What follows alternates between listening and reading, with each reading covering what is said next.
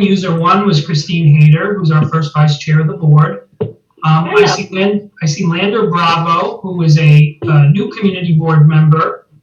I see a phone number here, and I'm not sure whose phone number it is, so I'm going to read it out loud. It's 718-229-5505. Is that Henry? That's me. Okay.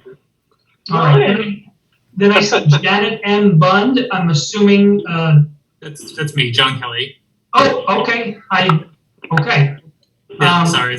No worries, man. So then I have M. Varghese 2. I don't know who that is. M. Vargas or Varghese 2. Minnie Varghese with New York State DOT.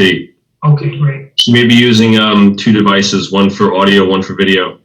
Gotcha. Okay, all right. That makes sense. I also see Kathy Duquette. Yes, I'm with Dewberry. We're a consultant for New York State DOT. Okay, fantastic. The next person I see here on my grid is Glorimar Reyes. Hi, yes, I'm also with the New York State DOT. Good afternoon. Hi there. The next person I see is Ray Dominguez. Hi, yes, I'm with Dewberry. Okay. And then I see another person here.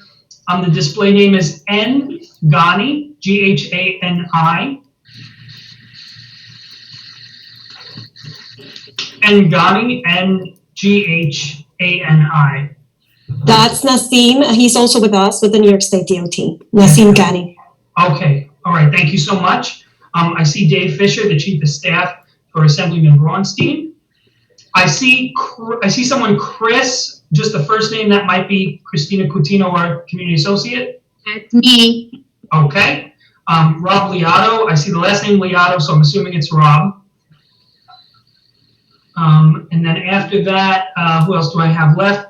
I see David Shackner, who is a community member of the committee, of the Transportation Committee. And then I have some phone numbers here, so I'm going to read them off, and if you hear yourself, just kind of let us know you're in here. 718-216-3647. 718-216-3647. Okay, I also see 347-462-6570. Hi, this is MD from New York State DOT. I'm sorry, what was your name one more time? This is MD from New York State DOT. Okay, thank you and welcome. Next, I see 347-307-7310. Again, if your phone number ends in 7310, if you could identify yourself. All right. Moving on, the last two. Excuse me, Joe. I think 2 of those phone numbers, they're muted. They might be trying to say their name, but they're muted. Okay, so let's unmute them. Hi there. Okay, the phone number that ends in 7310. Yeah, this is Nasim Ghani. Oh, okay. All right. Sorry, you're moving around my grid space here. Okay, so I see another phone number that ends in 3647.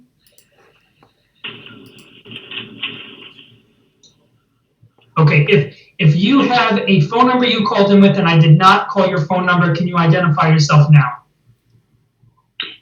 Mary Donahue. Joan Garippa. I don't think you called my number. Okay, so I hear Joan Garippa and I hear Mary Donahue. Anyone else? Eric Coster, State DOT. Okay. Hi, Laura James. My other meeting took 5 minutes. No worries. Welcome. Hi. Okay, Joe, we good there? I think we're good. If I missed anybody, just let me know. Okay, perfect. And I see we're joined by Transportation Committee Chairperson Victor Dages. Hey, Victor, how you doing? Hi, guys. So I'm just going to speak for a minute here, get things kicked off, and then Victor is going to take over. Thank you, everyone, for joining us tonight for this meeting of the CB11 Transportation Committee. We have a few things on the agenda. A number of them administrative, some of them updates, and then some of them dealing with some recent some recent suggestions or proposals by members of the board. So I'm just going to quickly sort of talk about what we're going to go over, and then Victor's going to take it away. So in the first case, we're going to give an update on some of the initiatives that we've been a part of here in CB11, the Open Streets, Open Restaurants Initiative, etc. And then we're going to talk about some administrative changes, some internal procedural changes that we are going to be putting in place moving forward in response to some suggestions from board members and the like. And then we're going to address a couple of particular proposals and suggestions that were made. Both some of the things that Rob brought up at the last meeting, as well as something that Ben Turner raised in connection with a complete street proposal on Utopia Parkway. One other thing I wanted to mention is that for these meetings, such as tonight, where we don't have a specific, call it urgent action that we're undertaking, and where we're not getting, sort of extensive third-party presentations, we are going, and this is not just a transportation committee point, this is for all of our committee meetings. We're going to be looking to try and keep our meetings to approximately an hour and a half. That isn't a hard stop, but that is a goal. We can always put another meeting on the calendar. We only have to put 15 days. We should be doing that and having regular meetings, especially for a committee like this, which is so active. I think at a certain point, we start to lose juice, and it ends up being a few people sort of talking about oftentimes issues that have already been sort of discussed at the meeting. So long story short, that isn't a hard deadline, but that is something that I think we should look at as aspirational. We're going to be trying to shut things down right around 9. But I think that's totally achievable with what we have on the agenda. And with that, let's get the meeting kicked off. I'm going to pass it over to Victor.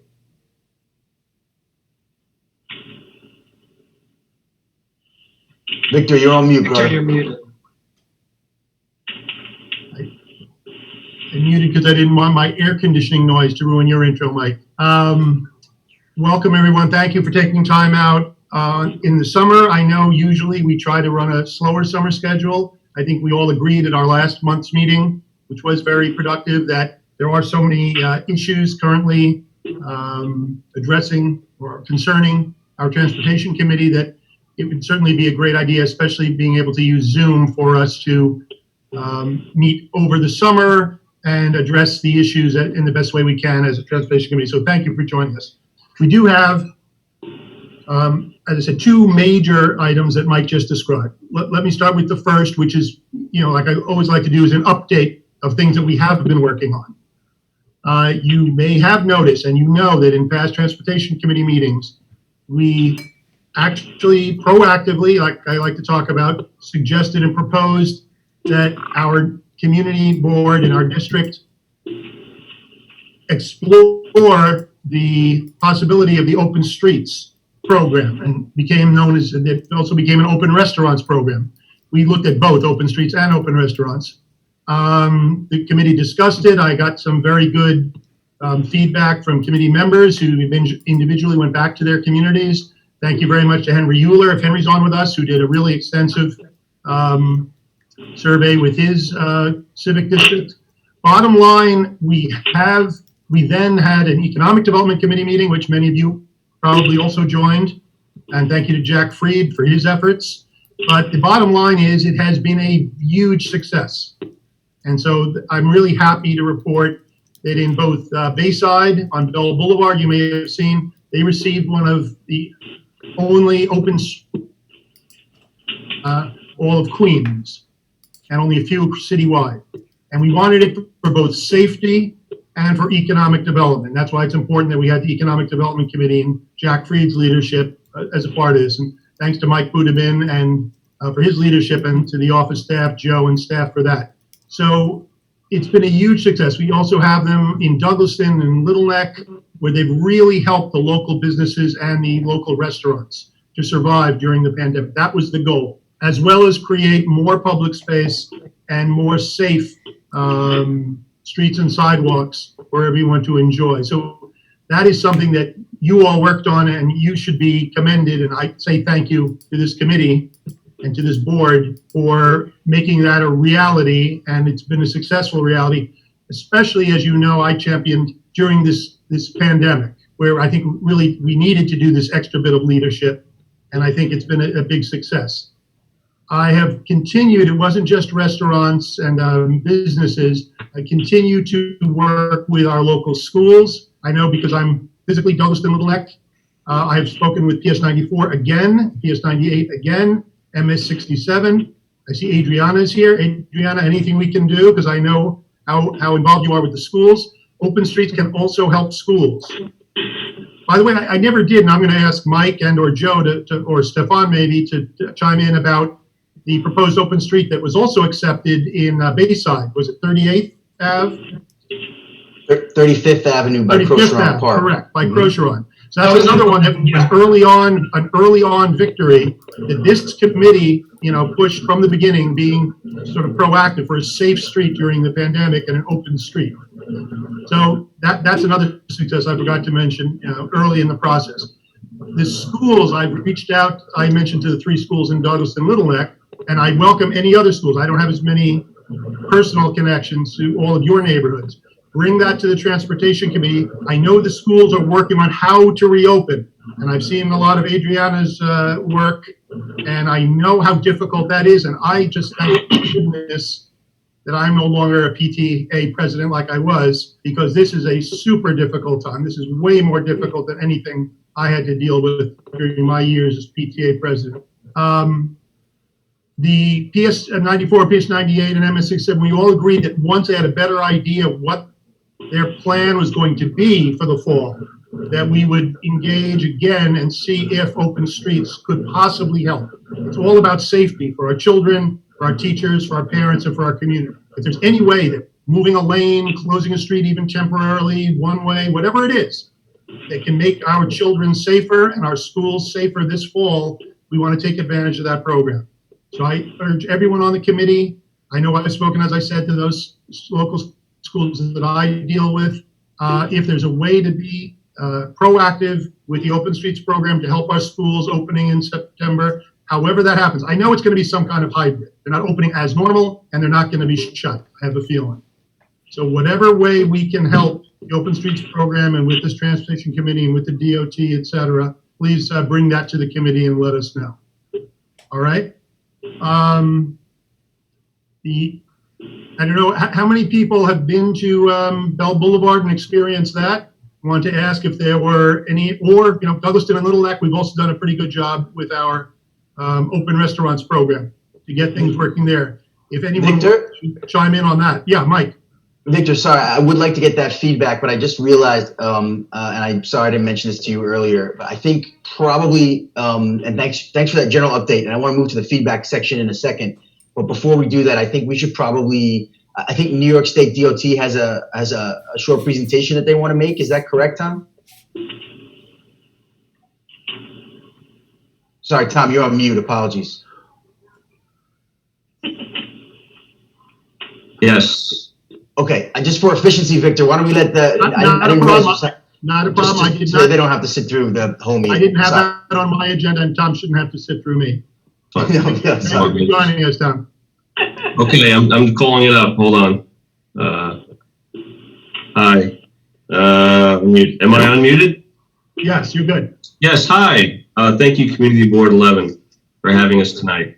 Thank you to the, thank you, Victor, Yes. and Joseph and Michael. Joseph for setting this up.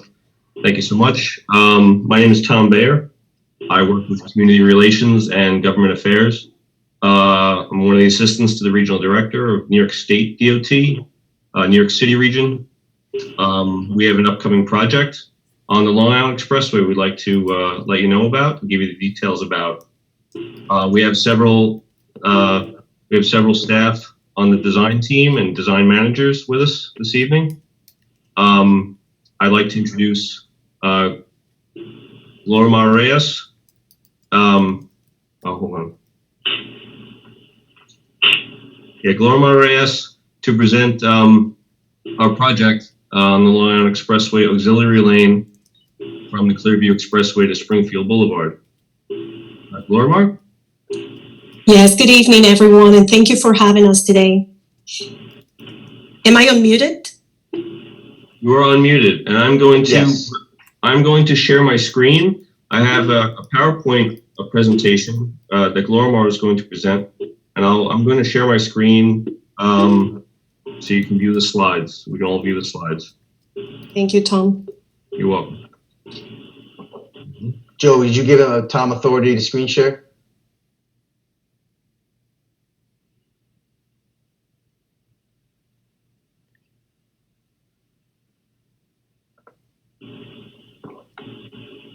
Okay.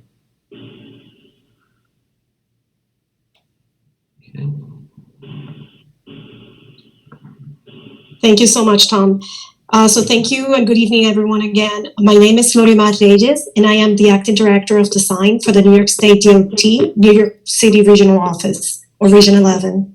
We're here to present our project, PIN X22869, eastbound Long Island Expressway auxiliary lane between Clearview Expressway and Springfield Boulevard, located in Queens County, New York. Tonight, we will provide a general project overview, including the project's history, needs and purpose, and the anticipated project benefits. This map depicts the project location, which is the eastbound LIE, and the limits, which are the Clearview Expressway on the west and Springfield Boulevard on the east. Next, please. The project area was identified as a bottleneck location by the New York State DOT, New York City Regional Office, Localized Bottleneck Reduction Task Force. The eastbound Long Island Expressway has significant congestion within the project limits, causing delays and poor level of service. This is due to the following factors: consecutive ramps closely spaced with non-conforming acceleration and deceleration lanes. There are 4 consecutive ramps in less than 1 mile on this segment of the LIE. Another important factor contributing to congestion on this segment is the high volume of truck traffic on the LIE prior to the Clearview Expressway, as well as entering the eastbound LIE from the Clearview Expressway. Next, please. The purpose of this project is to reduce congestion and delays on the eastbound LIE within the project limits, address geometric deficiencies and safety deficiencies. Next, please. The existing geometric configuration of this project area is as follows. I'm gonna go from west to east. We have an entrance ramp from southbound Clearview Expressway. Yes, can you point to the entrance ramp? Yes. Yeah, thank you so much. The entrance ramp from southbound Clearview Expressway, which is named Ramp SE for convenience for us, followed by a 560 feet acceleration lane. Due to the shorter than standard acceleration distance, 560 feet rather than the standard 910 feet, the traffic entering the eastbound LIE at this location must yield to the LIE traffic. The next ramp, we have an entrance ramp from northbound Clearview Expressway, or ramp RNE, followed by a 280 feet acceleration lane. Similarly, as explained for the previous ramp, the traffic entering the eastbound LIE at this location must yield to the LIE traffic due to the shorter than standard acceleration lane. Next, we have on the bottom graphic is the continuation. We have an entrance ramp at 212th Street, or ramp RXE, which has a 410 feet acceleration distance. Again, lower than the standard values. Then we have an exit ramp to Springfield Boulevard, which is exit 29, or off-ramp RXX, which is separated from the previous ramp by 1,200 feet, less than the standard 1,600 feet, and presents a yield condition at its merge with the Horace Harding Expressway due to its short merge into the service road. The deceleration lane for this ramp is 320 feet long, which is less than the standard deceleration lane. The distance between these 4 ramps is about 4,000 feet, which is less than 1 mile. In addition, this segment of the LIE has lower than standard lane and shoulder widths. The geometric configuration described above has been associated with safety deficiencies on this segment of the eastbound LIE. Next, please. So several factors were considered while evaluating alternatives that could best address the project's purpose of reducing congestion and improving geometric configuration and safety. The project western limit was clearly identified by the bottleneck task force to be the point in which the southbound Clearview Expressway entered the eastbound LIE. So the first element that was looked at when assessing potential alternatives was the project eastern limits. Oceana Street, Bell Boulevard, and Springfield Boulevard were all assessed as potential eastern limits for this project. After determining the eastern limits, then improvements on acceleration and deceleration lanes for ramps within the project limits were assessed in more detail. While looking at this factor, it was determined that improving the acceleration lane of the ramp from northbound Clearview Expressway to eastbound LIE required the replacement of Oceana Street Bridge. We also looked at improving lane and shoulder width as well as ramp spacing. Next, please. The proposed build alternative includes the following major elements. The construction of an auxiliary lane on the eastbound LIE between the ramp from southbound Clearview Expressway to just west of Springfield Boulevard, right after the exit 29, which is the exit to Springfield Boulevard. Includes the reconstruction of the following ramps to accommodate the new auxiliary lane. Ramp RNE, which is the ramp from northbound Clearview to eastbound LIE. Ramp RXE, which is the entrance ramp at 212th Street, and ramp RXX, which is the exit to Springfield Boulevard, or exit 29. Replacing Oceana Street Bridge to improve acceleration length of ramp RNE and to provide the space on the eastbound LIE main line for standard 12-feet lanes and 6 to 8 feet shoulders. It also includes possibly building noise barriers depending on community input during final design. Next, please. The following color-coded graphics depict in more detail the elements of the build alternatives described before. I'm going to be moving between these two graphics back and forth as I describe what each color represents. The green color here defines the limits of the new auxiliary lane, which starts right at the end of the existing acceleration lane of the ramp from southbound Clearview Expressway and ends, so if you go to the next graphic, and it ends right before Springfield Boulevard. As the existing acceleration lane becomes the auxiliary lane, if we go back to the previous graphic, Tom. Okay, as the existing acceleration lane becomes the auxiliary lane, the existing non-standard 560 feet acceleration lane no longer exists in the proposed condition. Therefore, the existing yield condition is eliminated in the build condition at this location. The blue color represents the acceleration and deceleration lane improvements on the remaining 3 ramps. And as we can see, all acceleration and deceleration lengths are improved from the existing condition. For ramp RNE, the acceleration lane goes from 280 feet in the existing condition to 670 feet in the proposed condition. For the ramp at 212th Street on the next slide, the acceleration lane goes from 410 feet to 480 feet. And for the exit to Springfield Boulevard, the deceleration lane goes from 320 feet to 460 feet in the build condition. The build alternative is also increasing the taper or merge and diverge lengths and making them standard values. Going back to the previous slide,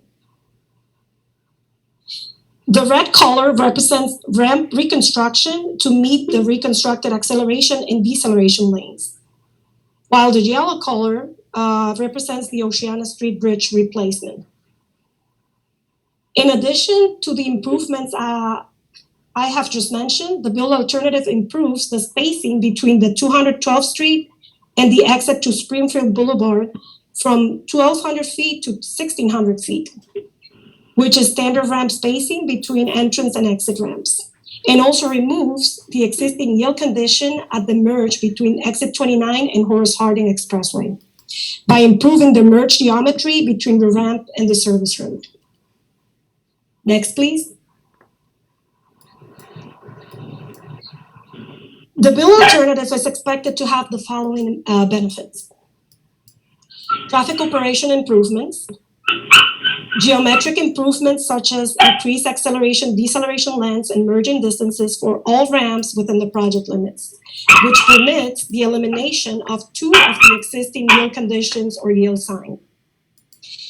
It also increased ramp spacing from 1,200 feet to 1,600 feet between the 212th Street entrance ramp and exit 29.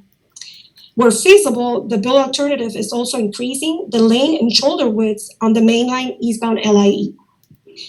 The build alternative is anticipated to reduce the number of crashes associated with the existing geometry, and will also improve the existing bike lane at Oceana Street Bridge by providing a separation from vehicular and pedestrian traffic. Next, please.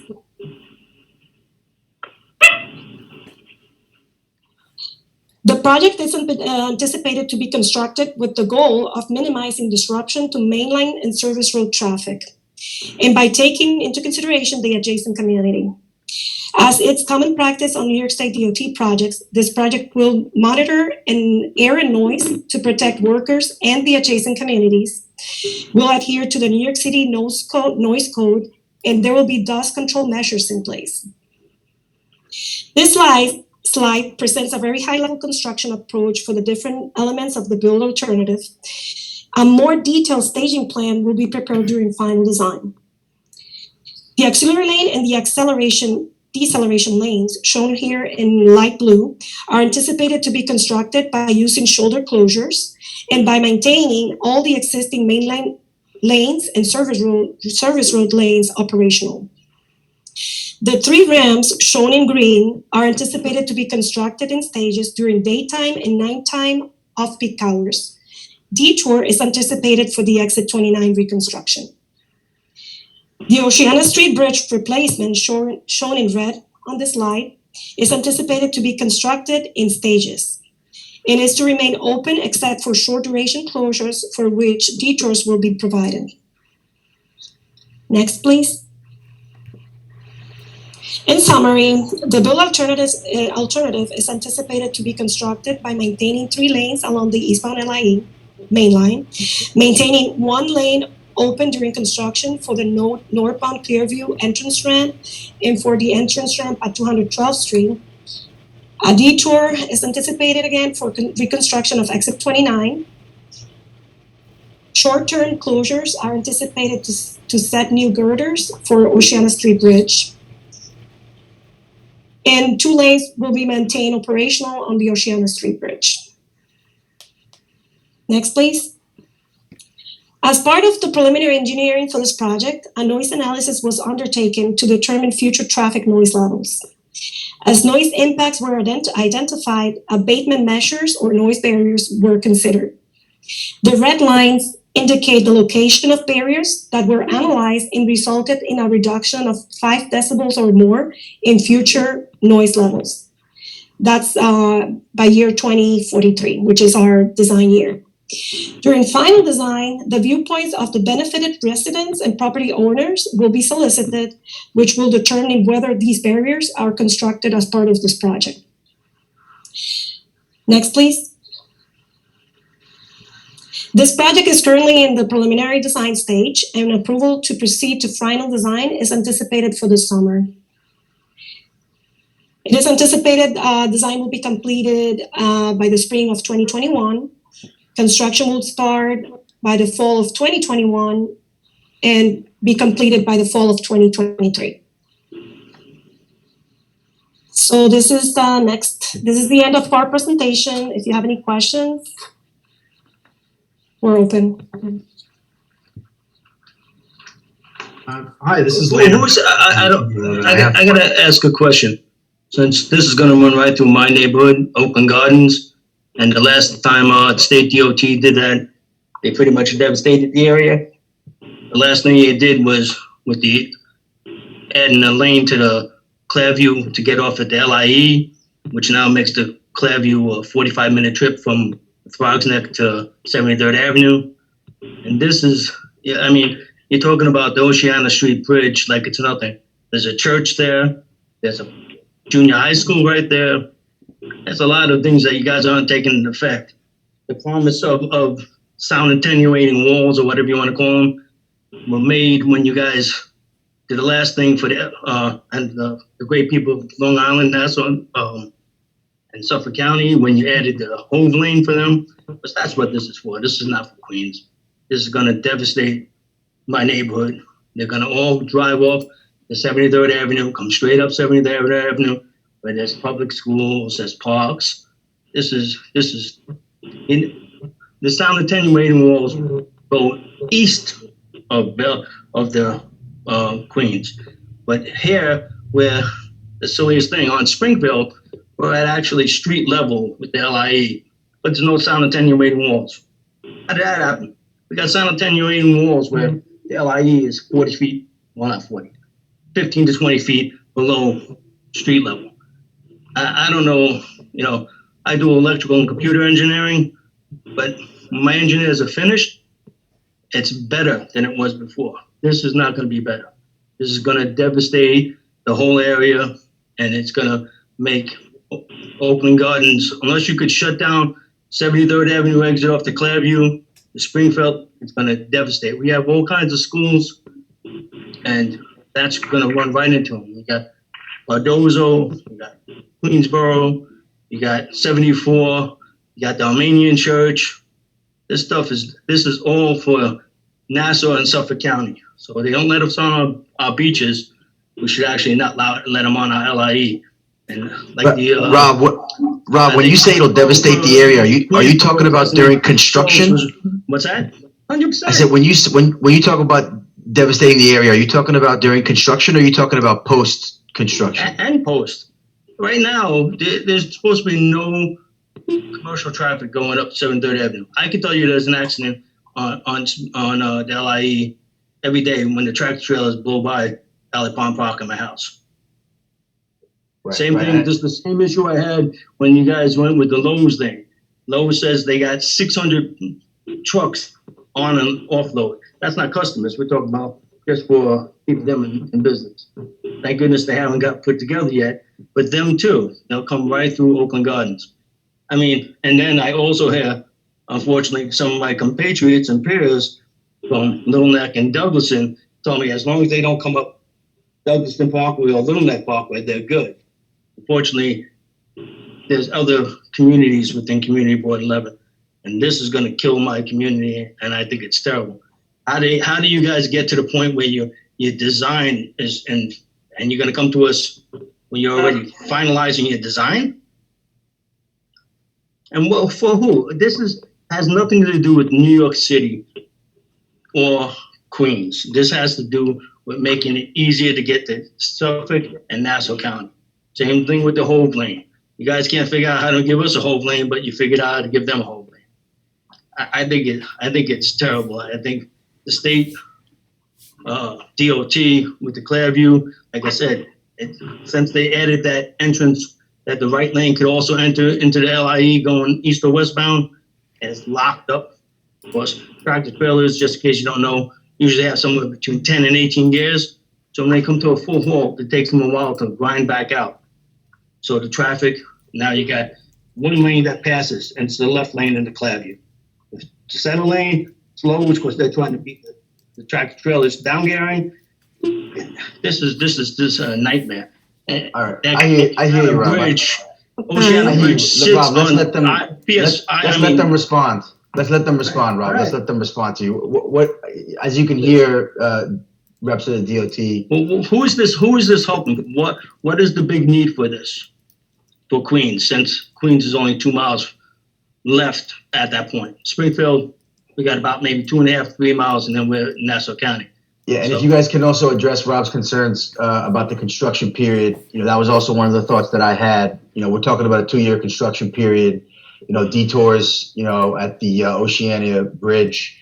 We have a lot of important community, community organizations in that area. Have you guys been in touch with them? Have you guys done studies when those detours would be, how it's going to affect the community, et cetera? If you guys can respond to both of those, we appreciate it. Mike, I'm sorry, okay. Could they also address the schools as well? Because we've Yes. had plenty of accidents there, and we've been trying to get crossing guards, and with this construction, it's not going to be good. So if they can please let us know if they're also working with the schools as well. Absolutely, Jenna. So that Yes. question covers obviously all the residents and community organizations we have in that area, and what thinking is going into alleviating some of the concerns that would come during a 2-year construction. Okay, this is Glorimar again. I'm gonna start responding, and if maybe Tom and Eric would like to jump in after. So as I mentioned, in terms of the traffic during construction, we're trying to construct this, keeping the same number of lanes on the main line, and the same with the service road. The only ramp for which we anticipate we may need some detours will be ramp exit 29. And the Oceana Street Bridge, we're going to keep open also during construction. And it's basically only when we replace the girders that we will be doing very short-term closures during nighttime. Regarding the details about the detours, what we presented here is basically a higher level detour and staging plan. So we will coordinate in more detail with you during final design. So this is basically preliminary engineering. We haven't done final design yet. So maybe there is a confusion in terms of the stage of the project. Just wanted to clarify, we're just doing preliminary studies, and final design will be done after we get design approval. Then we're going to be coordinating in more detail with the community board and transportation committee in terms of more details on the detours if needed, and all these other details. And then also, because as part of this project, we were kind of obligated to do a noise analysis, and noise barriers have been considered feasible in this area. You will have the opportunity to vote, or the community living near the LIE would have the opportunity during final design to vote if they want the barriers to be built or not. Right. So I think this is a good opportunity for the community to get some noise barriers, because of this project, we were we needed to do the analysis, and they came up to be have a significant reduction in noise levels. So, Glorimar, am I hearing you correctly that what you're saying, I think, is as part of the analysis here, you did a noise study that essentially supported what Rob is saying, that there are some noise issues in this portion of the LIE where Yes. noise reduction barriers could be an improvement, right? Yes, but they have to be voted yes by the benefited receptors or the benefited residents, and that we will be reaching out to those benefited residents or property owners during final design.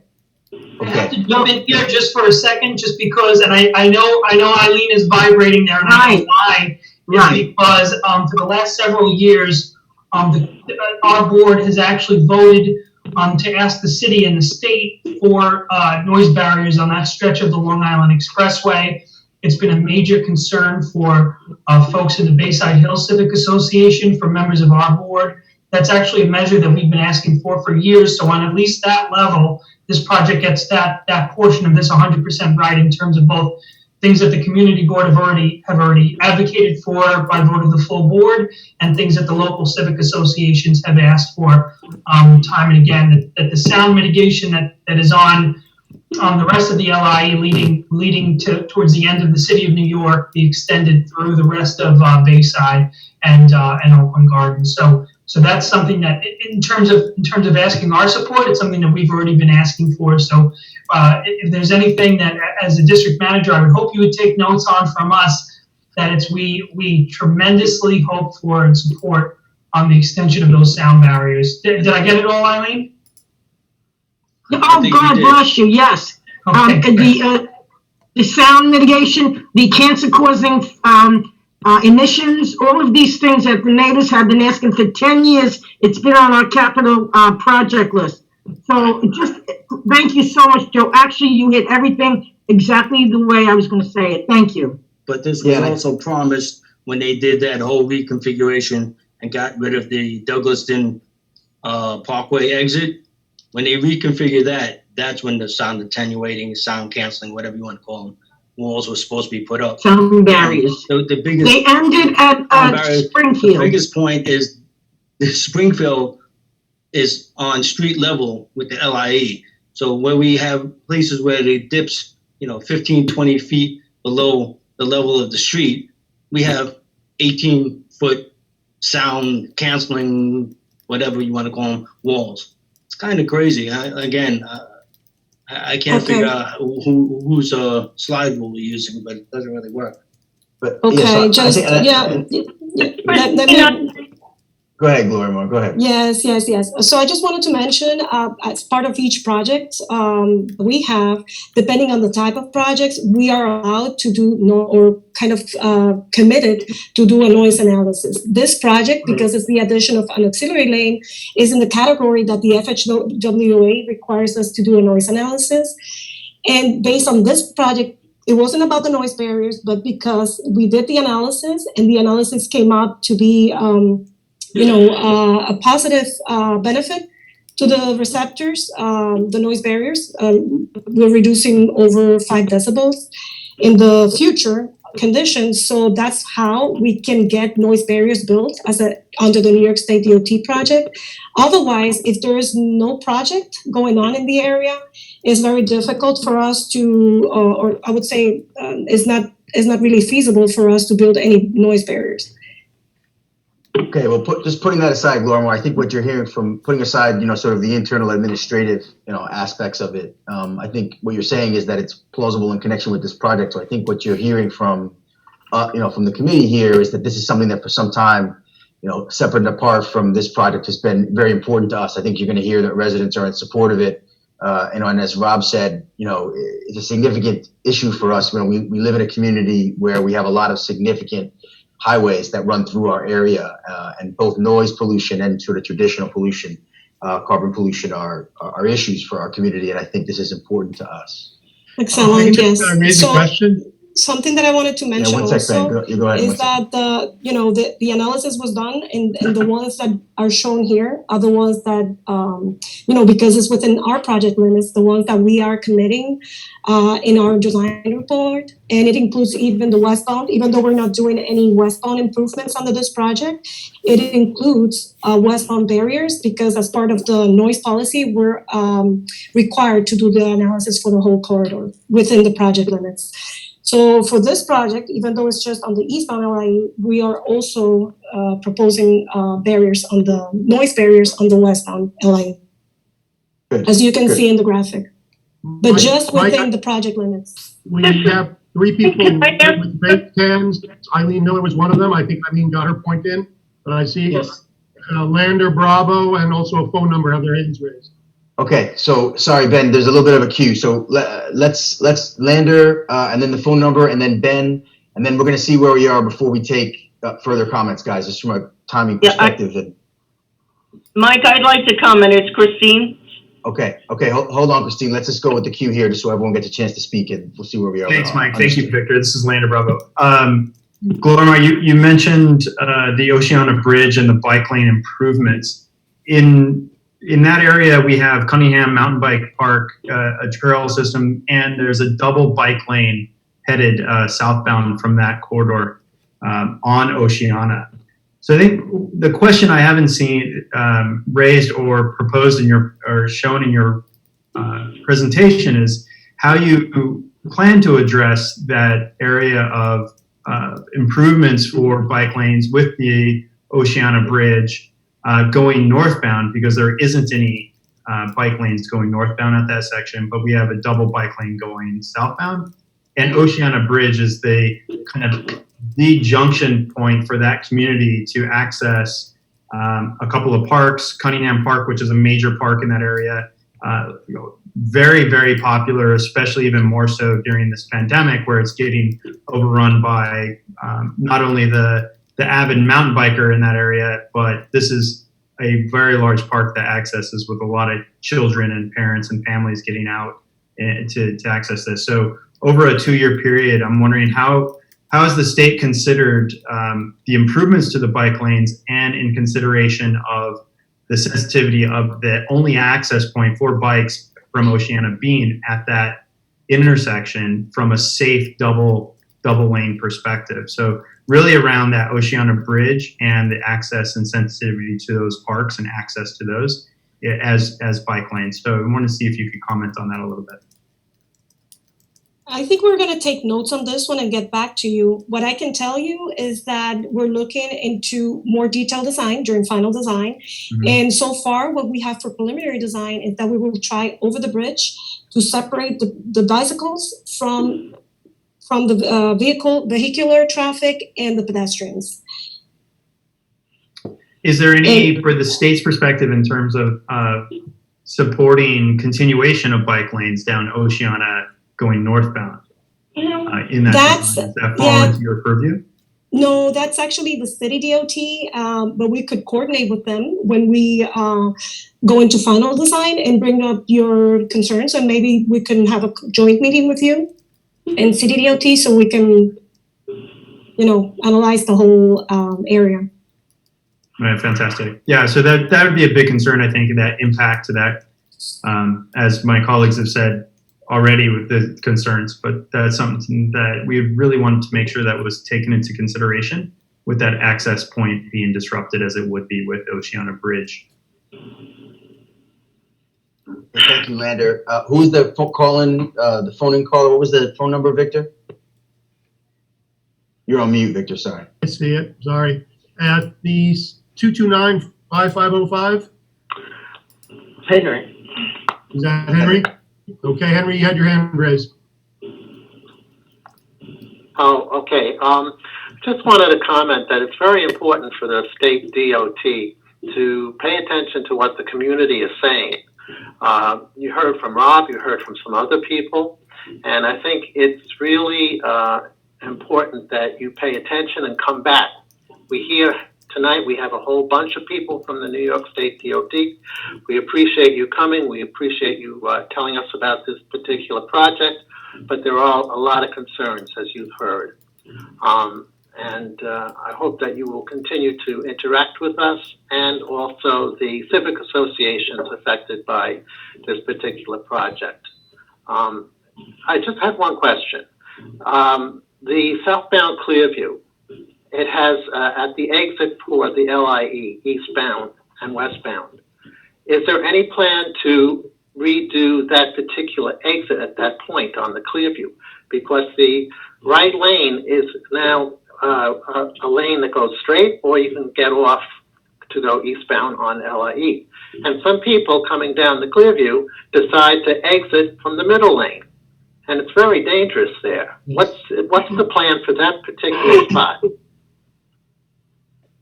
Are we talking about the Clearview exit ramp to the eastbound LIE?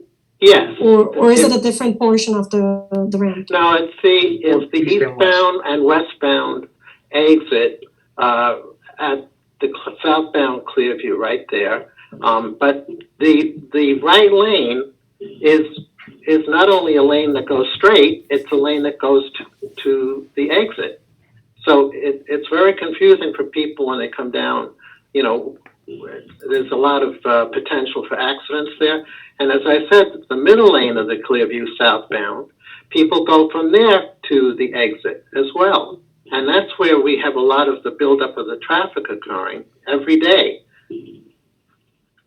Okay, so this portion, if I understand correctly, the location is not within this project. We're gonna take the notes and check if there is any project in that area. Go ahead. No, what Henry was saying, he's 100%, and that's what I was stating also, that my question as an engineer, when you put something into effect, don't you test its viability? Because it failed. It's sort of like the Willits Point exit going northbound. When they were doing the construction on the Throgsneck Bridge, they decided to make it one lane. And then it was decided at the end of it that they're going to keep it one lane. Now in the morning, that now backs up all the way back to 35th Avenue, that exit. Don't you guys double check to say, if I press this button, what happens? It just seems like you do it and it is what it is. Same thing with this LIE westbound, eastbound exit. As Henry said, you have an exit ramp, and you have the right lane that's also an exit ramp now under your new design. And now you got the center lane that's going to also attempt that right-hand turn to the LIE east or west, which now leaves one for the for the Cross Island. And people are still attempting to either get to 73rd Avenue and Union Turnpike or the Grand Central Parkway. So that it made a 15-minute drive from Frogs Neck Bridge to 73rd Avenue, a 35 to 40-minute drive. Yeah, so I think, Glorimar, I think just to Henry's question, if you can look into whether there is a project there, and then if to the extent there is not, Henry, that's something that we can think of as from a transportation committee perspective. Two other points to make here. Number one, Henry's other point about engaging with us. We do appreciate you coming tonight, and glad to hear that it's preliminary, because as you can hear, there are some concerns from the community. We'd like to continue to engage so that we can have an effect on these plans as they're finalized. So before you leave us tonight, and we are going to take a few more questions, but before you leave us tonight, I would like to talk briefly about next steps so that you have enough time to take away what you heard here tonight and come back and talk to us, and we can have a second round of this where you've had the opportunity to digest it and think about it before, obviously, while things are still preliminary, and there can be an incorporation of our viewpoints into the final planning. But I would also like to say, I know we have Ben, Christine, and John Kelly also had his hand up who have questions. Those are going to be the last questions, just because from a time perspective, it's going to take us further down the road. So Ben, if you can go ahead and ask your question, then Christine and John is who I have on the list. Sure. I would just like to mention the fact that freeway widenings, and this is a freeway widening, even if it's over a limited length of the LIE, really have short-lived advantages just due to the law of induced demand. Inevitably, you're going to have congestion on freeways. It's how it works. When you widen freeways, more people are attracted to drive on them, and any advantage you hope to gain from it is quickly lost. It's fleeting. If freeways solve traffic congestion, Los Angeles would never have any traffic jams. Neither would Dallas or Houston or any other city that's tried to build freeways to solve congestion. And I'm just wondering why the state DOT is still pursuing this strategy. I mean, we know climate change is a dire threat to our generation, to future generations, and we're still embracing this, really the vision of Robert Moses of 80 years ago. And it doesn't work. It's expensive and it's futile. And I would oppose this project based on that alone. Thanks for your comment. Okay. Mike, I'm sorry, I still haven't heard anything about the schools, if they're working together with MS74 and giving any notices to the school. Yeah, Jen, I think what we heard there is that they're too preliminary to have done the community outreach yet. But I think that's one of the things that we're gonna be asking, Glorimar, for you to take away and come back to us with more detail on as the planning proceeds and we meet next time. I believe, Glorimar, is that right? I thought that's what you had said generally about the community outreach. Yes. Okay. Yes, I'd like to make one point regarding our outreach with schools and community boards. In a recent project, the replacement of the 79th Street Bridge, which carries Fort Hamilton Parkway over the Gowanus Expressway in Brooklyn. There's a public school right next to the bridge and a very involved community board, Brooklyn Community Board 11. We worked very closely with them throughout the course of the project, and we replaced the bridge over the Gowanus right next to the school. We worked very closely with not only the community board and the principals of the school, and we had several meetings and we kept them informed. We also worked with NYPD with traffic agents and scheduling extra traffic agents to handle the traffic, the pedestrian and the traffic movements during construction, and it worked out well. Constant coordination and constant communication. And we have a process, and we put together a plan and we execute it and we keep everyone informed as we go. Just want to point that out. So Thank you, Tom. And the budget is state budget, correct? It's not the budget that we have to worry about now with the city that's going to be affected with this construction? The state pays for the traffic agents Okay. through the contractor. All right, thank you. thank you for that, Tom. Christine? Yes, hi. Can you hear me? Yes. Yes. Okay, good. As far as the noise barriers go, I think, and I know that I discussed this with the previous chair, that they should continue all the way west, because we have all homes, like you know where Coles is. I live across the highway from there. We hear the Expressway all the time. Those noise barriers should come all the way down as far as you can have them, because it would benefit all the homes. Absolutely. And I would like to, have someone consider that as well.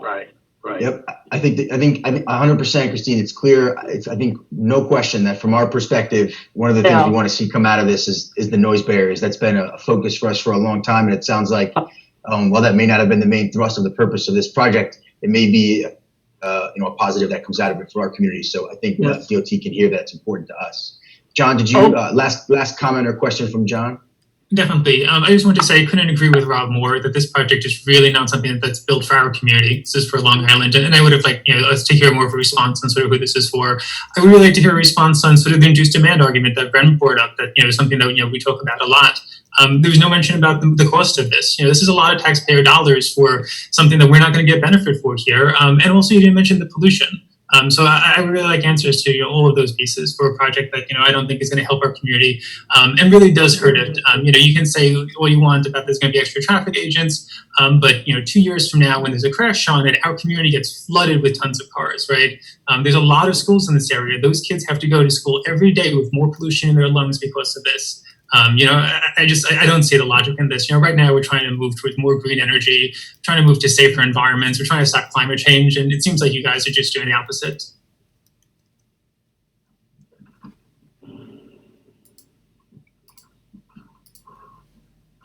Well, thank you for that, John. I think, Glorimar, it sounds like you're not prepared with a response to that at the moment. Is that right, or do you have a response to that you can give us? And because here's where I'm coming from on this, I think, and thank you everyone for your questions, and DOT, thank you very much for the presentation. I know you're hearing a lot of energy from the committee. The reason for that is because we care a great deal about these issues. Transportation in our community is, certainly one of our most important issues, and perhaps our most important issue on an ongoing basis. We have a lot of vehicular traffic that runs both through our community and a lot of vehicular traffic in our community. A lot of major highways run through our area, and we deal with a lot of the fallout from that. We appreciate. Victor. I'm sorry. Can I ask? You think it's appropriate for us to record all of these good comments, starting with Rob's, through Lander's, Ben's, John's, Eileen's, Christine's, and Henry's, everyone's comments, Adriana's comments? Can we record those and perhaps put that in a letter or a document to the DOT? Yeah, I think that's a good idea. More answers and more feedback and more interaction. I think the days of us having things done to us by the state DOT should be over. I think that's 100% right. Working with the DOT. I think that's 100% right. So I think what we would look for here, so we can put something together where we give you guys a summary. I'm sure you took your own internal notes, but we're gonna put a letter together with some of the questions and concerns that were raised here. And I think what you're hearing is that we're looking for some feedback, both on the big picture reasoning for this project, within the context of a broader transportation plan, given the concerns over global warming, increased vehicular traffic, et cetera, as well as what is the from a area perspective, how Queens is benefiting from this and the ways Queens could benefit from this. And similarly, these construction periods, assuming that the project ends up going forward and is, the 2 years of construction is no small thing. And we want to make sure, that is managed as well. And we want to be able to give input to you guys as all of this is being planned, not, after it's decided. So I guess I would ask, number one, that you guys could please email us your slide deck through our office so that we can distribute that to our committee members for their consideration.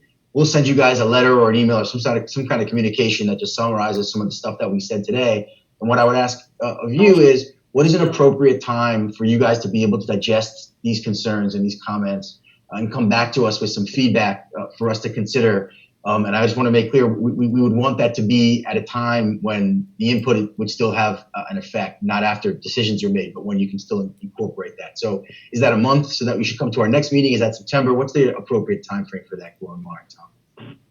Sorry, I was on mute before, so I was trying to respond to the previous question. Okay. But I think the idea of putting together the comments, that would be better, so we can take a look at them and respond to them.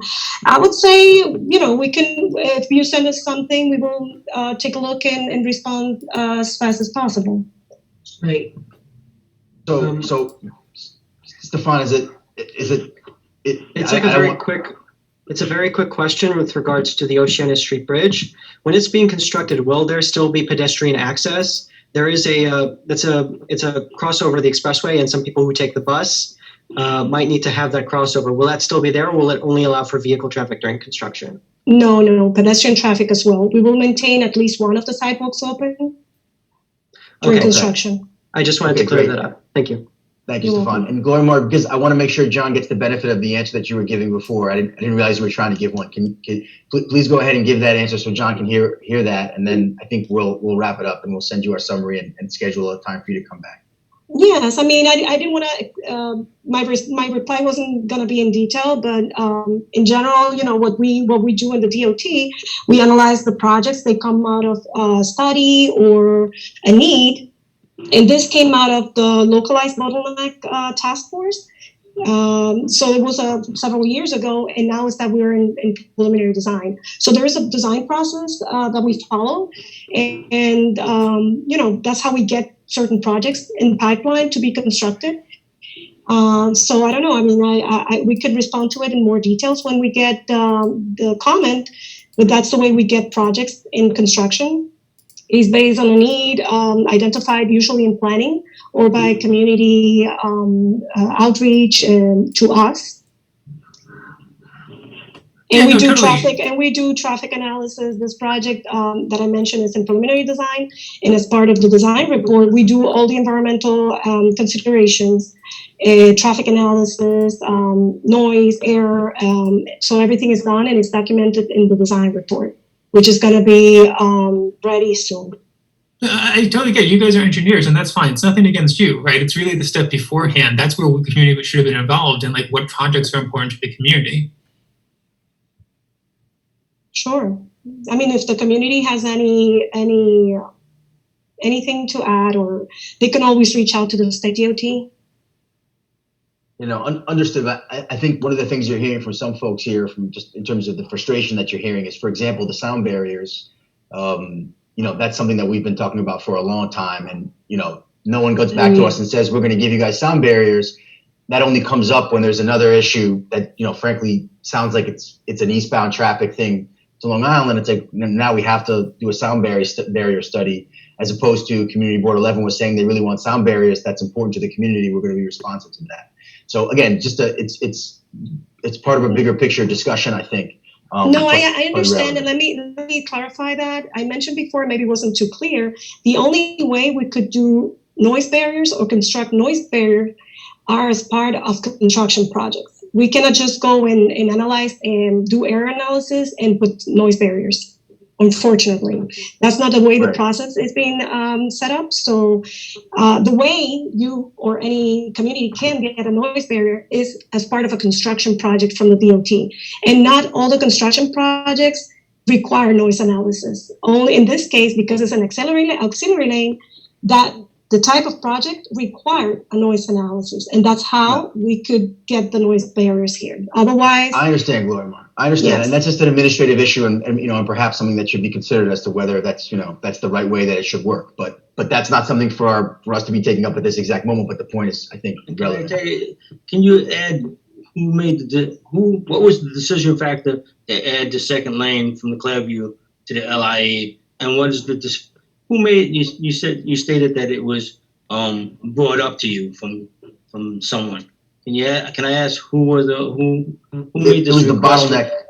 for It was the bottleneck commission. It was the bottleneck task force. Is that right? Which additional Clearview lane? I'm not familiar with that project. Yeah, but I'm Clearview sorry, Rob. Going southbound, they added the right lane to be an exit lane as well as an exit lane. Rob, I apologize, but just in the interest of time, we got to cut this off. Okay. And it doesn't mean that your point's going to get cut off. It just means that you should send that note so that we can get this letter to DOT. It'll include all of these concerns so that we'll make sure the letter ggets vetted through the committee. Everyone will have a chance to see it.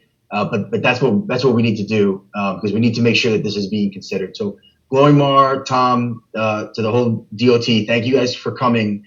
As you can hear, we have a lot of, we care a lot about this stuff, and we'd like to channel that towards being productive with you guys so that this whole process, goes well. And as you said, we need your engagement to work with us on that. And we appreciate the fact that you're willing to do so, and we hope that it goes that way. So we're going to send you guys a letter. We're going to ask that you come back after you've had a chance to digest it and get to the feedback on a lot of these specific points that were raised. And we'd like to be, as engaged as possible in this going forward, because obviously it's going to have a big impact on our community. If you can email us that presentation and we'll get back to you with the letter, I appreciate it and appreciate your time. Okay. Thank you so much. Thank you. You're welcome. You're welcome, Mike, Thank and you're you. welcome, Community Board. Thank you for joining us. Thank you for having us. Thank you. Thank you. So that was a bit of a detour there in the sense that I just didn't realize that conversation was going to go that long. We're going to be focused on moving forward with the rest of the agenda. And Victor, to get right into it, you were asking for some feedback from committee members, if there is any, on how their experiences were with the open restaurants, right? Correct. Although I didn't expect that last item was going to take over an hour. So I'll just ask for some specific and brief feedback, and you can always get more. The open streets, open restaurants has only been in effect for a couple of weeks, and it's still evolving, as you may have seen. So just some comments. I already have some observations. I've been, just so you know, meeting with, not on behalf of Community Board, but in general, with the Public Spaces Unit of DOT, and we're trying to improve the program and improve the physical public spaces. So any comments and feedbacks you have, you can share with this committee and you can share with me. Can I make a comment? Yes, please. Go ahead, Christine. Okay, thank you. I know that it's a good idea and everyone's trying to, get out of this quarantine, but somebody has to enforce these things. Okay, they've gotten out of hand. I'm not saying on Bell Boulevard specifically, but if you watch the television, you can see in other areas where they've done it, they're really out of control. And I'm afraid, I'm just petrified that someone's going to get hurt and really get hurt. But who is supposed to enforce? Now, are our cops supposed to come down? Let's take Bell Boulevard and walk down and say, hey, you got 55 people in a 12 by 12 spot. You got to get rid of them or you get a summons. Is he going to give them a summons or that's what I want to know for safety. Okay, I'll just share what I know, Christine. That's a good concern and thank you for that. I agree that safety is paramount. I know that DOT has been working with DOB, Department of Buildings, and that they have actually started enforcement. And I've seen letters, really very quick precursors to fines that have just started being delivered to restaurant owners who aren't doing things correctly. I can tell you, having visited Bell Boulevard and partaking and experiencing things, we have asked, and Mike Udabin and Joe and I have discussed the 111th's presence also that we think should be part of the process. So your question is, we do need enforcement for safety reasons. I totally agree. Because the mayor... Just to respond specifically, Christine, just to respond specifically, because we have been on top of this in the sense that it's a totally legitimate concern. This weighing of the costs and the benefits of a program like this is on everybody's mind. We understand that the entire reason that this is being proposed is because, the governor and the mayor are concerned about opening up indoor dining, and they think it's safer to do it outdoors. And of course, how much of it outdoors and how that interacts with our street, utilization, et cetera, is obviously a paramount concern, and people maintain distancing. So first of all, just to say it, Joe has had numerous discussions with Christine from the BID, as well as Ang Wang from the 111th, to ensure that the 111th is going to be present at starting things up, taking things down, ensuring that, just for example, people are leaving at 11 o'clock, because the crowd that comes to eat dinner at 9:30 is quite different than the crowd that might hang around to drink at 11:30. And we want one and we don't want the other, frankly, in the streets of Bell Boulevard, in the middle of our community, and that's understood.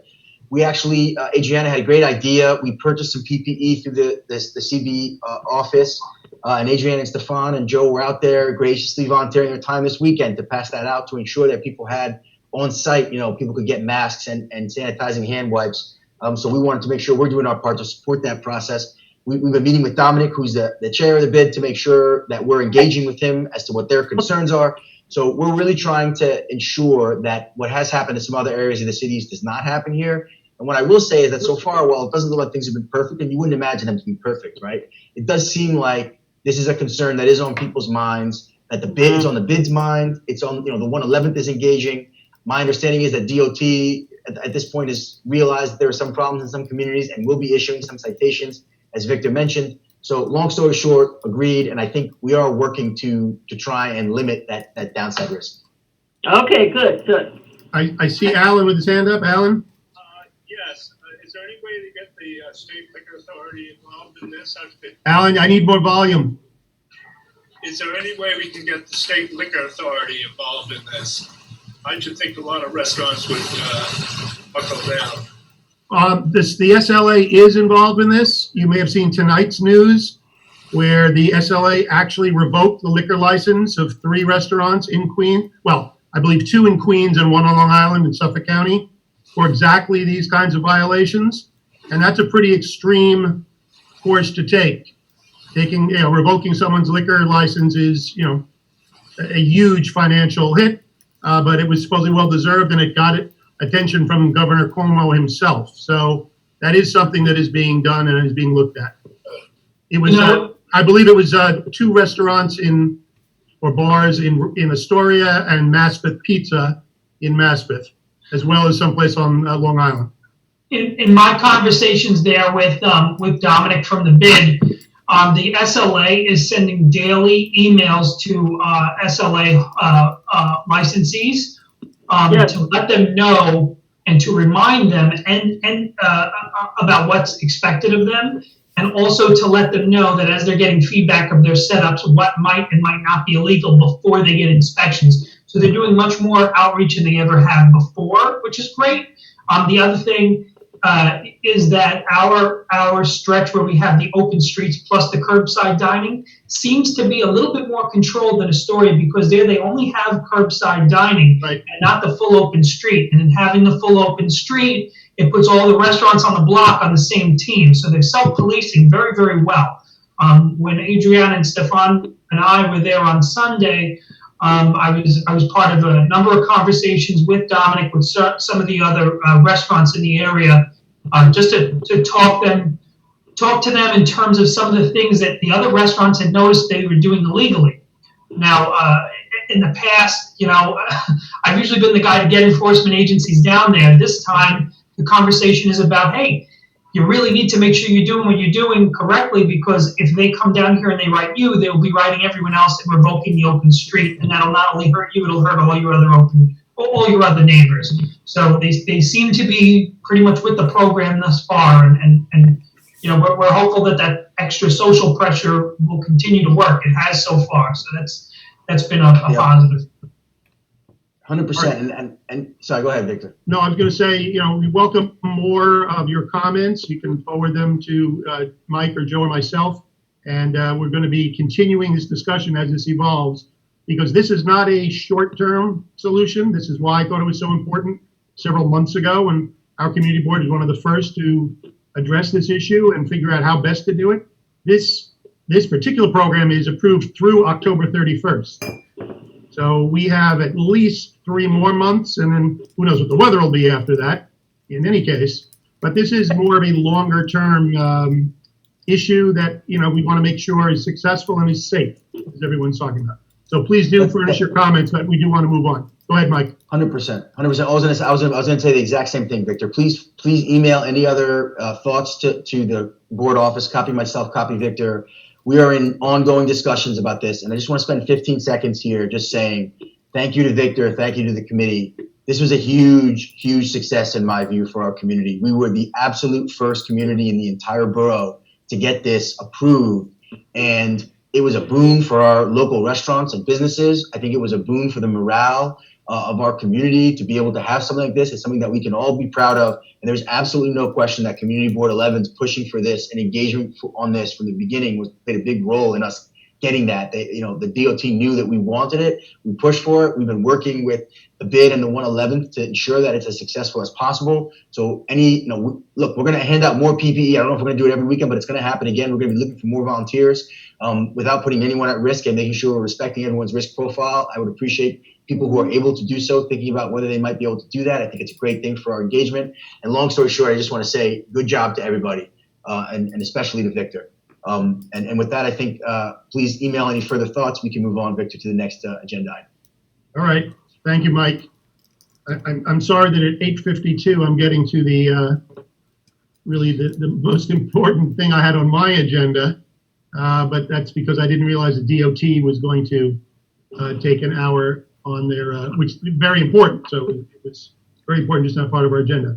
The complaints, the DOT, one of the most important things we did, one of the most regular things we do here on the Transportation Committee, as you all know, is what we call the open complaints and requests to the DOT, covering everything from no parking signage to speed bumps or speed humps to traffic lights and stop signs to requests for bike lanes or crosswalks, et cetera, et cetera, et cetera.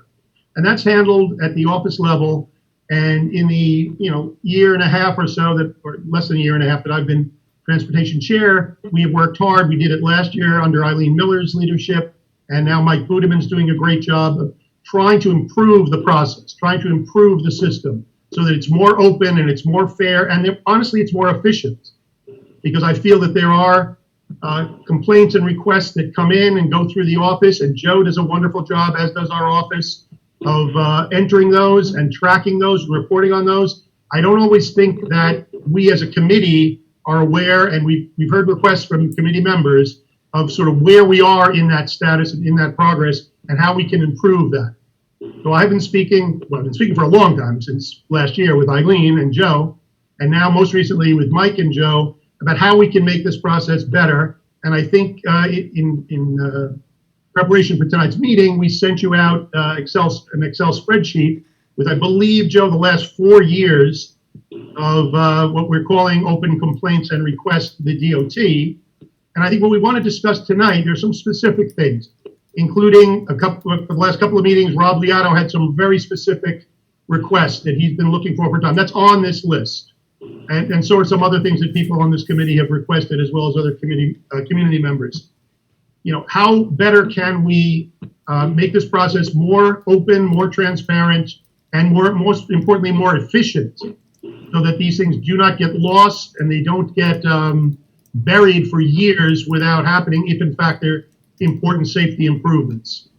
So we want to bring that discussion to tonight's meeting and start an improved process where these more efficient process will hopefully result in better results to these requests. Yep, that's absolutely right. So to Victor's point, Victor, myself, Joe, we talked about this, and we came up with something here that I hope people think is positive. So John Kelly raised an issue which we'd actually been discussing internally in parallel about this, the status of the open complaints and the availability to the committee, and we agree that it makes sense that the committee have access to that. So what we're going to do is so you guys got the Excel tonight. We're going to put together an ongoing Google sheet of these complaints and their status, so that members of the committee will have access to that. I just want to be clear. The purpose of that is that you guys all know what's going on with these complaints once they're made. It's important that when you guys come to the board and you make a suggestion, or when something runs, through you, and this goes all the way back to trying to increase our ability to track the things that we do here. This is one of the things all the way back to Alan's comments at the February meeting, how we want to make sure that we have this ongoing engagement with the projects that we're undertaking. So you guys, I think it makes sense that you guys have access to that and you can see it. And what we want there is that for that to be a tool for us to work through the committee. And that's going to go hand in hand with the next point that I'm going to make, which is that this is a very powerful committee when it's used properly. And when we don't use it properly, it's not going to be as effective. So the reason we want everyone to have access to that is because if you guys put something in and it's taking a long time, longer than you would expect, you can come to the committee or come to myself, Joe, or Victor by email, say, hey, this was done 9 months ago, still haven't heard back from DOT, what's going on? So that we as a board can engage with DOT. It's important that people aren't going individually and contacting the DOT on themselves because of that information or sharing it with outside agencies or organizations. Obviously, everyone has their own right to do whatever they want with their own city, but we don't want people using, essentially the work that our committee is doing and acting, sort of on a separate agenda. And I think that's really important because one of the things we want to do is be cohesive in our approach and make sure that everything we're doing works with our total plan and our total agenda. I mean, obviously, we don't want people that, for example, if we're trying to work with DOT on something, we may have made a lot of progress, and then someone, else who gets a hold of, whatever the status is, says, hey, what are you guys doing, and gets in their ear, and that's not going to be helpful to us. So, long story short, we're going to make that available to people on a read-only basis, but so that you guys can essentially have access to it. If you have an issue with it, either raise it at a transportation committee meeting that you have a comment or thought, or email myself, Victor, and Joe so that we can consider it, get back to you, and perhaps put it on the agenda for the next transportation committee meeting. If we do find out that this stuff is being used in other ways, number one, we're going to have to consider whether sharing it is a good idea, and number two, it's possible that the person that would do such a thing might not be on the committee anymore. I'm not making any threats here. I'm just saying it's important. The purpose of this is for it to be cohesive, and I don't want it having the opposite effect. But this was something we've been discussing, is particularly in response to something that John also raised us. So hopefully that's going to be a positive thing. The second thing that we're trying to do, again, in terms of cohesiveness and consistency, is we get these requests for feasibility studies from both members of the board, members of the committee, and also members of our community. And what we're trying to do going forward is to make our approach to those feasibility studies consistent and also ensure that they're going through our committee here so that they're not being considered on an ad hoc basis. The two main purposes of this is, number one, we want people to know that when they make a suggestion to the board, that their suggestion is going to be treated in a consistent manner and the same as anyone else's suggestion would be treated. So there's no question of whether one person is getting favor over another, or just because I personally might like an idea, that idea is going to get more push from the board than if I don't like an idea. So we want to make that approach more consistent. And then number two, again, we want to be more cohesive and comprehensive in our approach to this, so that the committee as a whole can look at our status and say, hey, we have these various requests, for example, in this exact area already outstanding. Maybe we don't want to request another stop sign right here at this exact time. I'm just giving you a random example, so that we can consider it on a cohesive and comprehensive basis. So what that's all saying, all to sort of lead to, on a go-forward basis, when anybody makes a feasibility study request, whether it be a board member, committee member, or a member of the public, that is going to be put on the agenda of a transportation committee meeting, unless there are exigent circumstances that we think require otherwise. So I'm not going to say there would never be an exception, but we would have a good reason for there to be an exception. Then the transportation committee will consider it, and then I'll determine whether we think it's a big enough deal that we think we need board approval before we would approve it. And the reason for that is we actually had a call with DOT this week to confirm. But long story short, when we make these feasibility study requests, in certain circumstances, that box can't be unopened. So if we say, hey, take a look at the feasibility of a project in this area, and DOT does that and decides that it's a good idea, we might not be able to go back and say, whoa, we just wanted to see if it was possible. We didn't necessarily want to support it. That project may now be undertaken. So we want to be careful about what we propose feasibility studies for, but at the same time, we want to make sure that those feasibility studies are being requested when appropriate. But long story short, it's going to go through committee unless there are exigent circumstances. And in some cases where it's a really big issue, it's going to go to board level before those feasibility studies are proposed. Ben, I see your hand up, and that's good. Oh, no, sorry, you were just being comfortable? Okay, cool. Thought that was your hand up. All right, good to go. So that's going to be our process. Really quickly, because I know I also, Mike, can I just jump in also? Yeah, of course. I agree with everything you're saying. We want this to be more efficient. starting, as I said, a year ago with Eileen, when we first met over a year ago with DOT, we said the board wants to work with DOT to make things happen for the safety of our community. Mike is taking that to the next level, which I love. You know, DOT would like us to bring to them the concerns of our community, of all our civic associations and our individuals who have good ideas and concerns for safety, our schools, our churches, our institutions, etc. We think also with this hopefully improved efficiency that an important part of it is to prioritize things also. All right, someone's no standing sign, while it's their right to request it, may not have the same priority as, let's say, a school safety project that affects hundreds of kids. So it's kind of silly to put it on a chart in the same manner and sort of wait for the results in the same manner.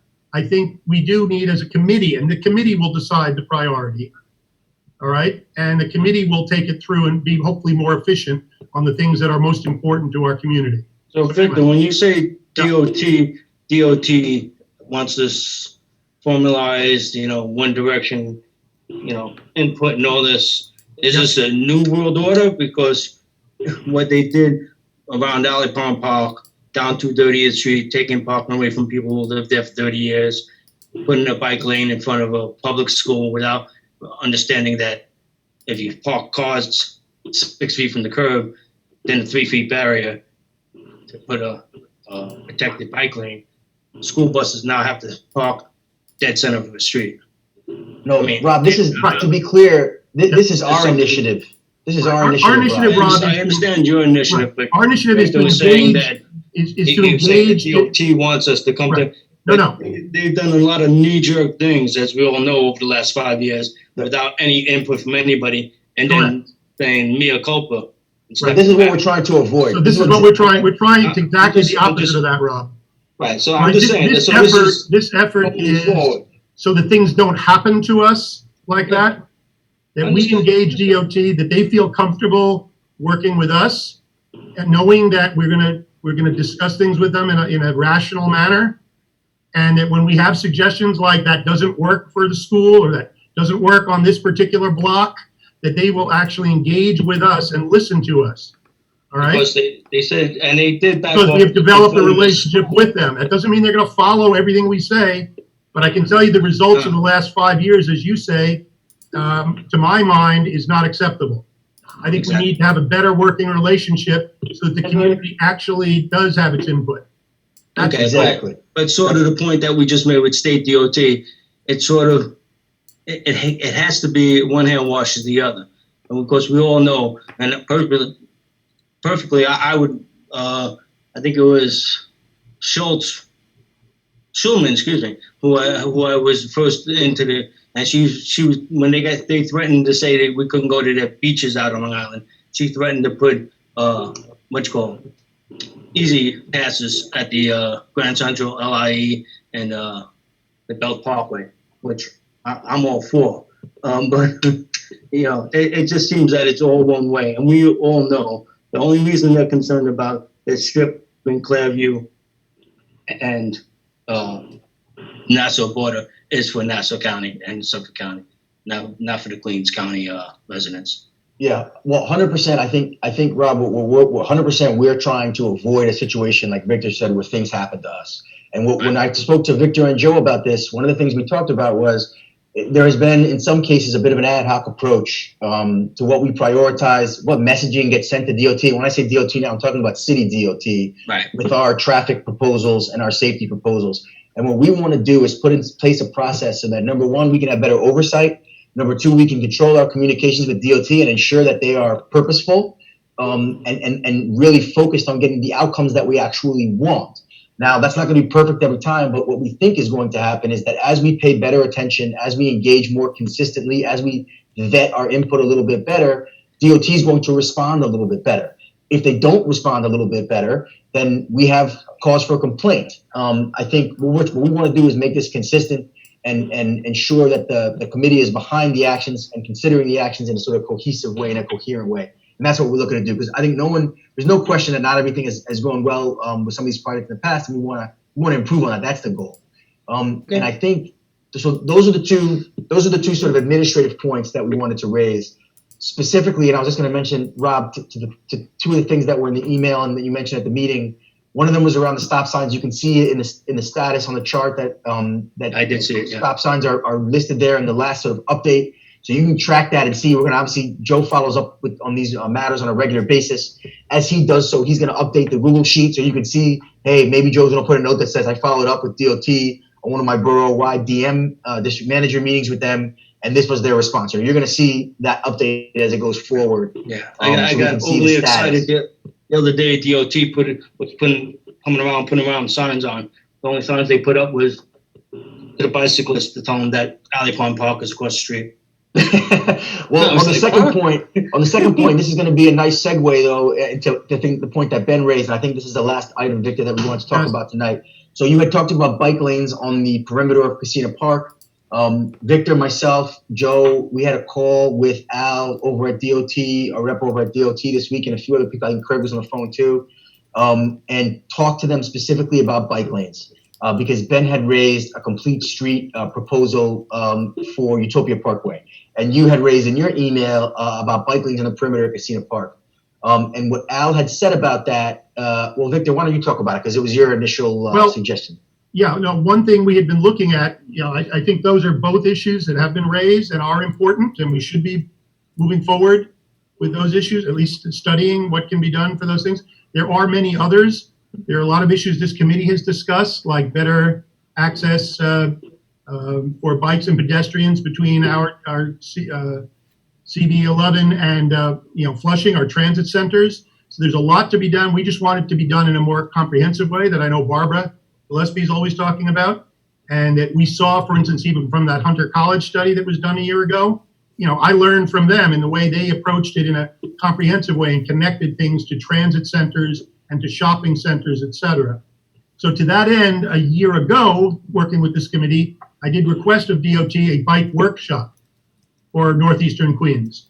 And I think that's a more comprehensive and I'll call it complete, holistic way to approach this, so that we don't just add bike lanes here or there that don't connect things as they should, et cetera. And it's not just bike lanes, it's all transit.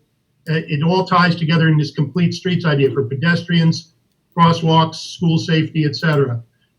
They actually responded positively to my request a while ago.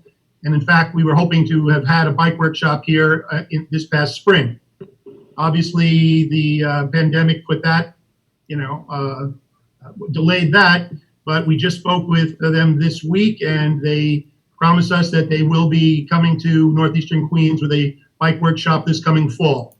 So I think we should consider sort of, what we want to do to prepare for that and what we want to ask of that. But I would suggest that it should be something, comprehensive that works on all our communities, just like the really good work this committee did for the bus redesign, where we each represented our communities and how best to tie them together and how best to access bus and transit in the best way possible. We should do the same thing with our complete streets in this bike workshop that's been offered to us in the fall.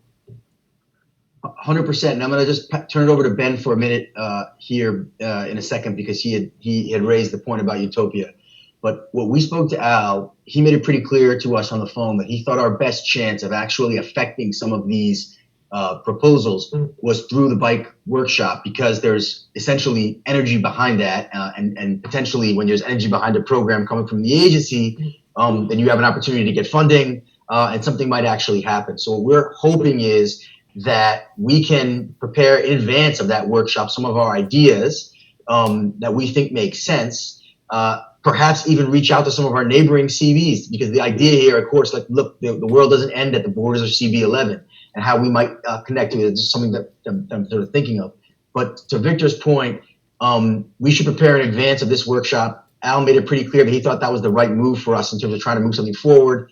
We need to make sure that the way that we propose these bike lanes is going to be in a fashion that's going to be effective. And we also, frankly, need to do our community relations work, as was sort of made clear in our last bike lane process. There's another thing that it gives us the benefit of a little bit of time before that workshop for us to reach out to community organizations and get some of their input as well.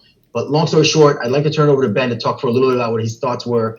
This is not for the purpose of a vote. We don't need to engage in a debate about this. It's just Ben's thinking because he raised it. I wanted to give him a chance to speak about it for a few minutes. And I think it's our last agenda item for tonight. I think what we would then do is we can raise this bike lane workshop concept and our further thoughts at our next meeting as an agenda item to get some further discussion. I just want to be clear, want to give Ben the floor, but not looking to open up. This is not intended to be a final discussion where we work all these kinks out. It's to hear what he was thinking for us to sort of digest in advance of our next meeting. Sure. Thanks, Mike. Thanks, Victor. Yeah, I commute by bicycle, or I normally do anyway, during non-pandemic conditions. And there is a real need for cycling infrastructure in Northeast Queens.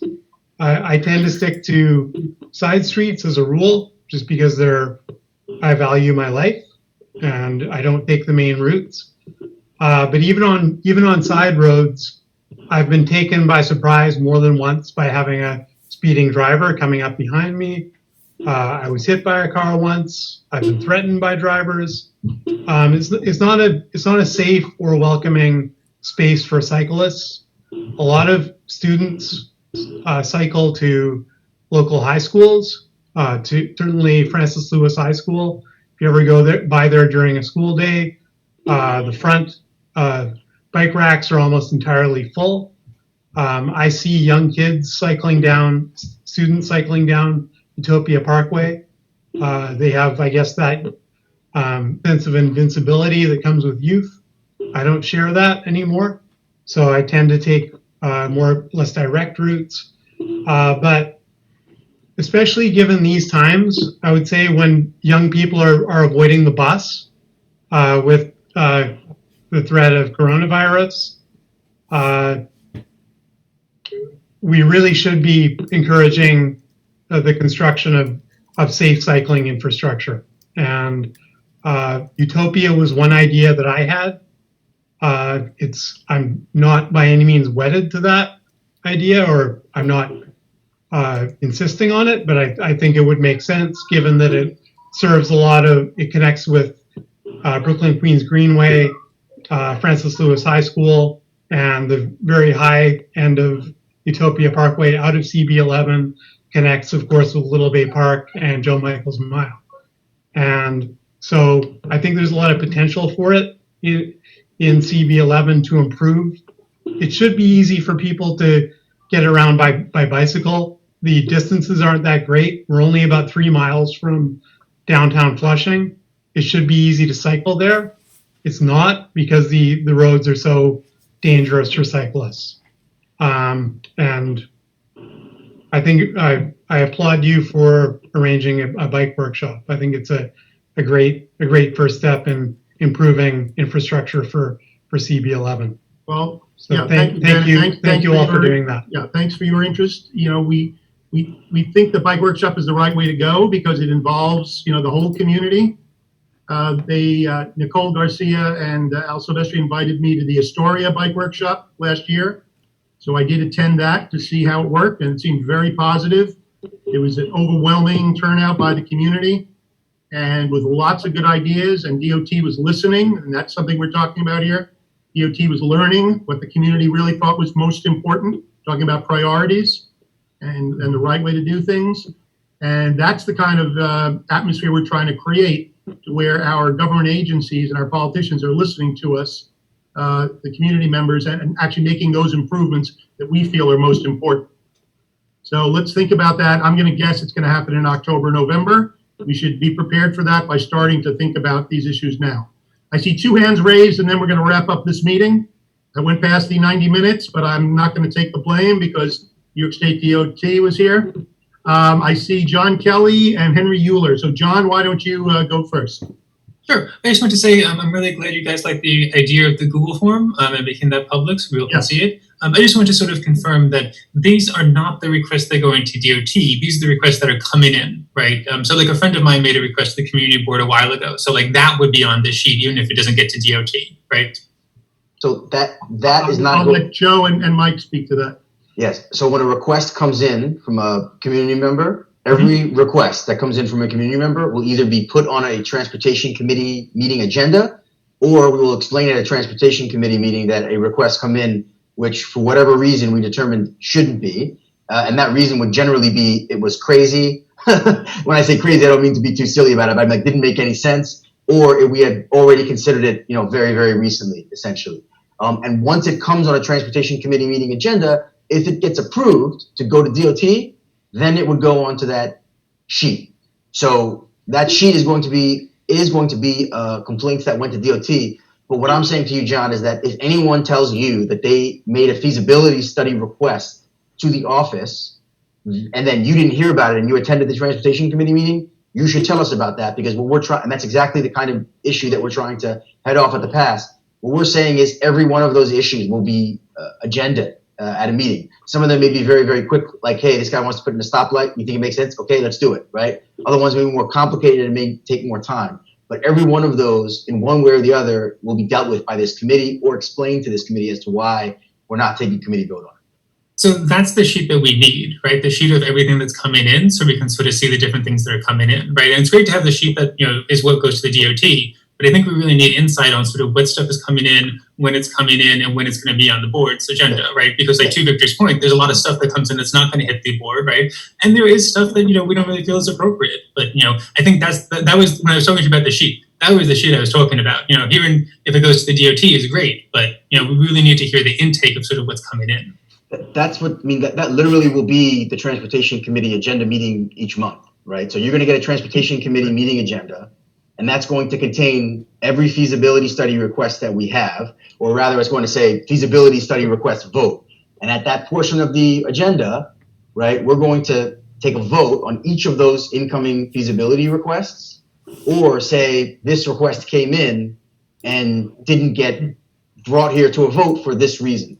So what you're saying, I think, is you want the staff to present to the committee what came in, and we're saying we're going to do that at every single monthly transportation committee meeting. That's not going to stay on an ongoing Google sheet, because if it doesn't get approved to go on to DOT, we're obviously not going to track it, right? So no, exactly. But we should be tracking it, right? That's the point, right? Because if the same types of requests are coming up year after year, and we're saying no to them, right? That's where we need to be going. Just trying to look up. We can track that, John, but there's no need for the committee on an ongoing. So like Joe, for example, right? We don't need that, because what that creates is a document that gets longer and longer and longer and longer, as opposed to a document that things come on it and things come off it. So we should be tracking at the office every single thing that comes in to the office, right? And we should be presenting to you. I agree that we need transparency on these types of issues because they're committee issues. But we don't need a sheet that everyone has access to that lists the history of every single phone call that comes into the office, because the committee doesn't need to be tracking that, right? You understand what I'm saying? That list only grows and eventually gets to be, I don't know how many hundreds of pages. Exactly, and that's the exact thing that the committee does need, right? So that was, and then maybe it wasn't clear when I was talking to you guys before, but like that is exactly what's important, right? Because we need to sort of see the history of the types of things that have come in, even if the committee said no, it's not a good choice, or DOT said it's not a good choice, right? But like that list that does get longer, right? So we can look at history, and like maybe we can look at that, and if you saw the sheet that I sent to you, it has like the cross streets, right? So if we did have a sheet that gets longer, after a few years, we can look at that and say like, hey, wow, look at these cross streets. We've had like 5 requests a year, right? That type of piece is exactly what we really need. Just knowing what gets sent to DOT is a lot less valuable. Okay, I'm not sure I agree with you on that, but what I will say is that let me take it away and think about it. Let me talk to Joe about it in terms of feasibility. I have no dog in the hunt of keeping information from you guys about stuff that comes into the office. Like, I don't care about that whatsoever. You guys can have complete information. The only point about it is, A, how easy is it for us to do? B, how quickly does that get to be something that's challenging for us to maintain? And then, taking those potential negatives, and I'm not saying they are, and what we think the upside is. I'm not sure that I personally agree with the upside, but I could be wrong. Let me think about it. We hadn't considered that in advance of this meeting. So let me just say that we will do the ongoing DOT tracking. In terms of tracking things that don't get approved, let me talk to Joe. Let me consider it with Victor. We'll talk about it at the next meeting. Like I said, I have no dog in the hunt of not doing it. It's not clear to me that it has the same value that you think it does, but maybe it does. So let us think about it, and we can talk about it further, okay? Sure. Let me know when you guys want to talk. I'm very happy to have another conversation either at this community meeting or sort of in between about sort of like why I've been pushing for this for. I know, Victor, when I talked to you about this, it was about a year ago almost. Over a year ago. Exactly. So we really need something to help with this. Okay, we're getting there, John. Yeah, and I appreciate your enthusiasm and passion for something, because it is important. Cool. Thank you very much. These are important issues, and I appreciate that you're concerned about them. I think what Mike's talking about, we will discuss this with everyone on this committee, is how to be efficient on the committee level and committee meeting level, but that doesn't mean that the work that's important isn't documented, so, and isn't available to everyone on the committee. That's fine. Last question from Henry Euler. Mr. Euler.